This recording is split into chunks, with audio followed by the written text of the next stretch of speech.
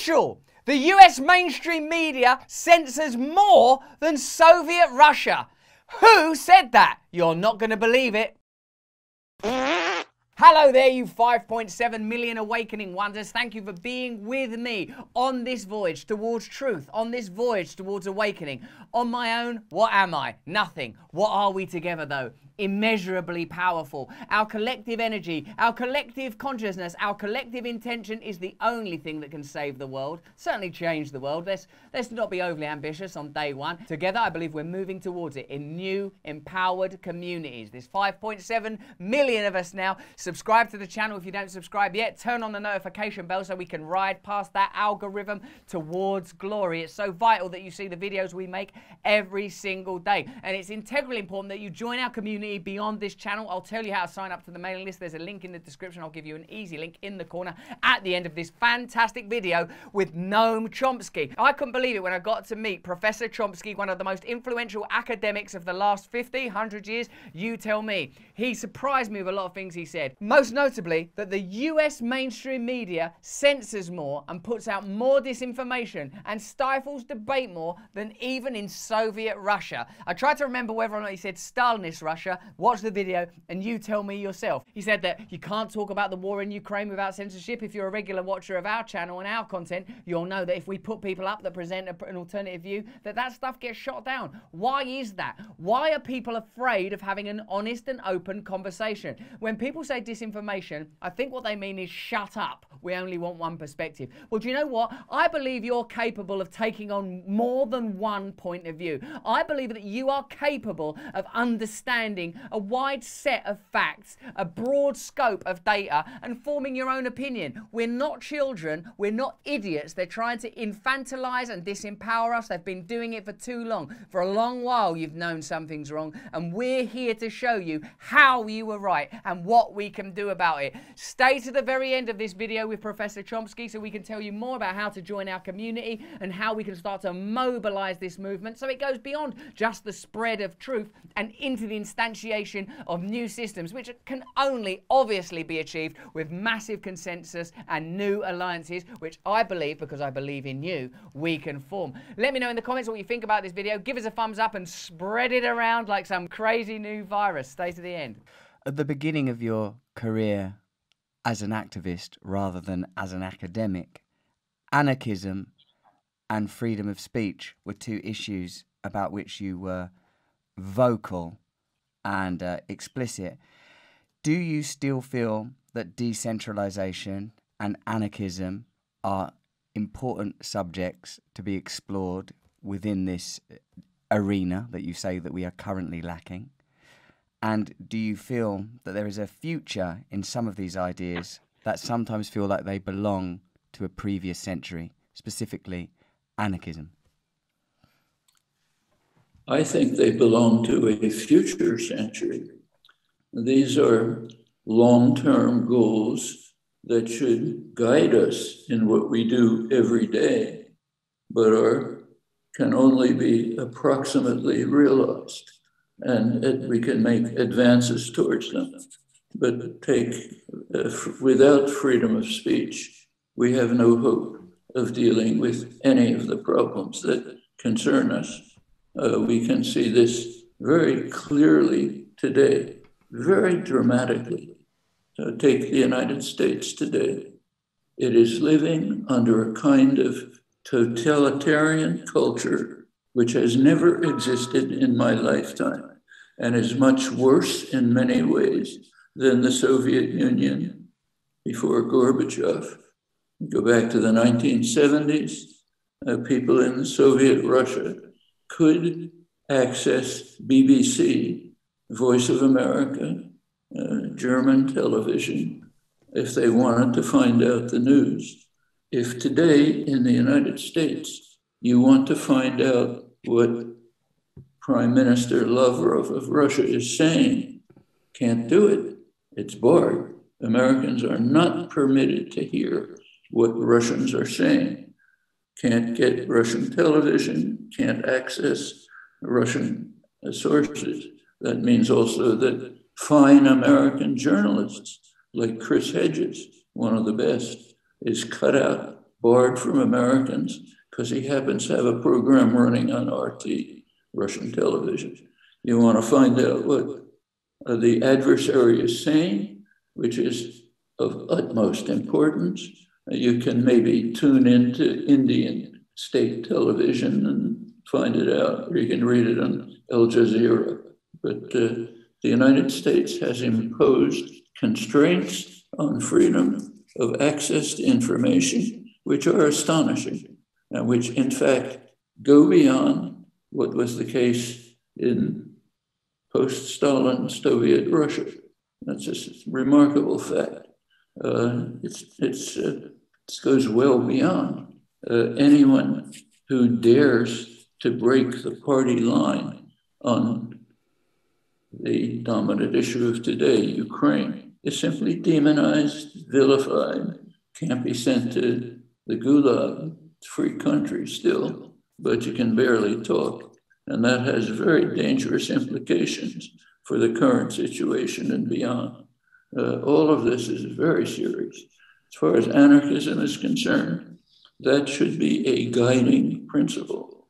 We should constantly be searching for illegitimate authority, challenging its illegitimacy, trying to overcome it. It's basically the core principle of traditional living anarchism. So that should be a guideline in anything we do.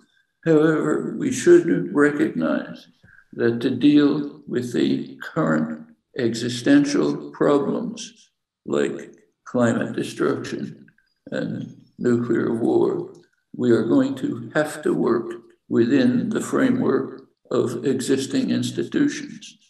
That's obvious just from consideration of timescales. We can modify them, we can try to improve them, but they cannot be overthrown in any reasonable timescale. That's true, even though we must recognize that unconstrained free market capitalism is a recipe for suicide. Actually, businesses understood this for hundreds of years. That's why they never permit the business world, which is overwhelmingly powerful, never permits capitalism, always insists on massive state intervention to defend private power from the ravages of the market. The talk about free market capitalism is propaganda. We will take what the last 40 years, which according to rhetoric are the triumph of free market capitalism, Thatcher, Reagan. In fact, it's what economists have called a bailout economy. A resort to market forces has led to catastrophe after catastrophe. The state has to step in to rescue the perpetrators. I can go through the details, but it's overwhelming. When economics becomes the de facto epicenter of our ideologies, do you see that as somehow co-committant to our separation from the ecological disaster that you're describing? When our ideologies, when our cultures, when our society is built around ecology, is built, around economics, do you see that as being part of the problem that has disconnected us from nature? How do you suppose that people have become so disconnected from nature, both inner and outer? And also, Professor, when you describe censorship to the degree that you just have, that you're saying we're living within a kind of almost unprecedented level of tyranny, certainly within the post-industrial age, how, when you have centralized power to the degree that you do, when you have censorship to the degree that you do, when you have anti-protest laws being continually introduced, and you have this 700-second ticking clock, how can we possibly intervene? And also, might I ask, when censorship is as extreme as you are describing, when the dissenting voices appear to be coming from the right, when Donald Trump is the only person advocating for de-escalation in the Ukraine-Russia conflict, where do young people, or just people broadly, start to direct their optimism? Around which principles do we start to organise? Particularly when even when you, a revered thinker and philosopher and icon such as yourself, say that we should restrict ourselves to reform. Where do we find the kind of spirit? Where does the spirit come from? Because sometimes the fear somehow isn't enough, because the fear somehow leads to a kind of despair and a kind of nihilism. And from somewhere I feel that we have to engage something that it seems to me has long been lost, certainly since the 60s, particularly since the 80s. From where are we to find this kind of libido, this kind of love, this kind of new eros for our planet and each other in this technocratic wasteland? Where, Professor? Where? I'm imagining all of this being written down in the corner of your screen. I see plenty of it. I mean, I was very active in the 60s, in the aftermath. Fact of the matter is, there's more young people engaged in serious political activism today than there were in the 60s. There was a small period, the late 60s, 68, 71, short period in which there was plenty of activism. There wasn't much before. It settled down afterwards, but moved in different directions. Instead of Woodstock, what you had is deep, extensive engagement in problems of the day. Take the feminist movement. It mostly developed in the 70s, not in the 60s. There were seeds set in the 60s, but then the actual developments went on. Environmental movement barely existed in the 60s. Earth Day was a breakthrough. Then it took off with direct activism. Opposition to aggression grew extensively in the 70s, in the 80s. In fact, our doctrinal system, of course, suppresses activist achievements, doesn't want people to know about them. But the 1980s were an extreme breakthrough in history in opposition to aggression.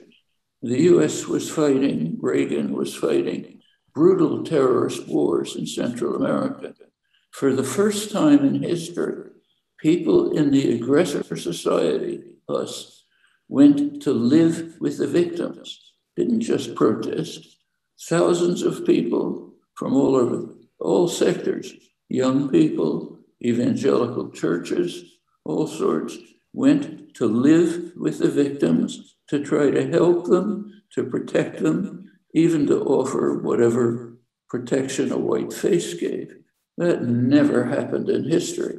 Well, there you go. That's Noam Chomsky, champion of the left, hero of old, great professor, Father Christmas of anarchism, talking about new ways of organising society, new ways of collectivising. And when I say collectivise, I mean that organisations should be run by the people that work in them or inhabit them. Communities should be controlled by you. No one should be telling you how to run your life. No one should be telling you what you're allowed to say and what you're allowed to do. Of course, there's got to be a consensus around kindness and letting people be who they are. That's obvious to all of us, isn't it? Let me know in the comments if it's not obvious to you. We can keep this conversation going.